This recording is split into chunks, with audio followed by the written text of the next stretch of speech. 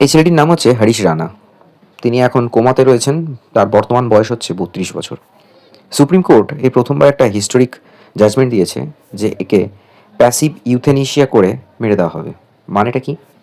আসলে এই ছেলেটি যখন পাঞ্জাব ইউনিভার্সিটিতে ইঞ্জিনিয়ারিং পড়ছিল সিভিল নিয়ে, সে সময় ফোর্থ ইয়ারে পড়তে পড়তে হঠাৎ করে একটা অ্যাক্সিডেন্টে 4তলার ছাদ থেকে পড়ে যায় এবং মাথায় গুরুতর চোট লাগে। তারপর সে চলে গেছিল কোমাতে। 13 বছর ধরে একই রকমভাবে অ্যাজ ইট ইজ সে বিছানাতেই শয্যাশায়ী।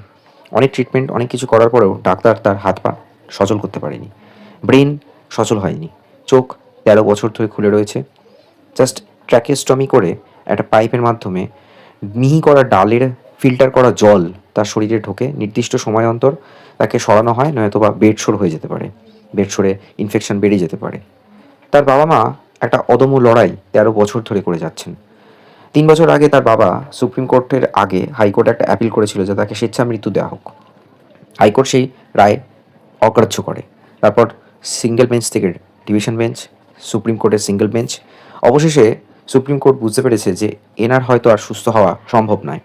সেই জন্য তার বাবা যে দাবিটি করেছিল যে তাকে স্বেচ্ছা মৃত্যু দেওয়া হোক, সেটাই মেনে নিয়েছে সুপ্রিম কোর্ট এবং তাকে বলেছে যে প্যাসিভ ইউথেনেশিয়া করে তাকে মারা হবে। প্যাসিভ ইউথেনেশিয়া মানেটা হচ্ছে যে ইউথেনেশিয়া মানে দুরকম হয়, একটা অ্যাক্টিভ, একটা প্যাসিভ। অ্যাক্টিভ ইউথেনেশিয়া মানে তার রোগীর শরীরে, যে হয়তো রিকভারি করবে না, তার শরীরে সরাসরি বিষ বা এমন কিছু জিনিস কেমিক্যাল মেশানো হয় যাতে দেন অ্যান্ড দেন মারা হয়। আর প্যাসিভ ইউথেনেশিয়া মানে যে সাপোর্ট সিস্টেমের মধ্য দিয়ে রোগী যাচ্ছে, অর্থাৎ ভেন্টিলেটর, খাবার, লিকুইড, সেইগুলো আস্তে আস্তে তাকে সরিয়ে নেওয়া হয় এবং তার শরীর ধীরে ধীরে দুর্বল হতে থাকে এবং হয়তো 48 ঘন্টা 72 ঘন্টার মধ্যে রোগী মারা যায়। এই পদ্ধতিটি করা হবে দিল্লি এইমসে। অর্থাৎ এখন হরিয়ানা বা পাঞ্জাবের কোনো এক পরিবারের রিলেটিভের বাড়িতে এই ছেলেটি রয়েছে, তার বাবা মা রয়েছে।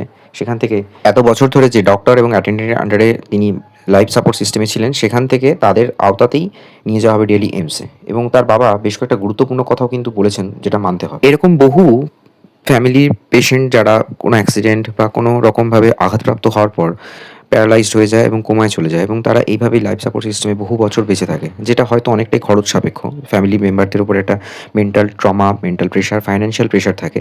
সেগুলো থেকে মুক্তি দেওয়ার জন্যই সুপ্রিম কোর্ট একটা ভাবনা চিন্তা করেছে যে এই ধরনের কেস যদি ঘটে, তাহলে মেডিকেলি সেটা যদি প্রুভেন হয়, দেন সেটা প্যাসিভ ইউথেনেশিয়া করে ভবিষ্যতে এই জিনিসটাকে চালু করা হবে, যেটা প্রথমবার হিস্টোরিক্যালি রায় দিয়েছে এই হরিশ রানার ক্ষেত্রে।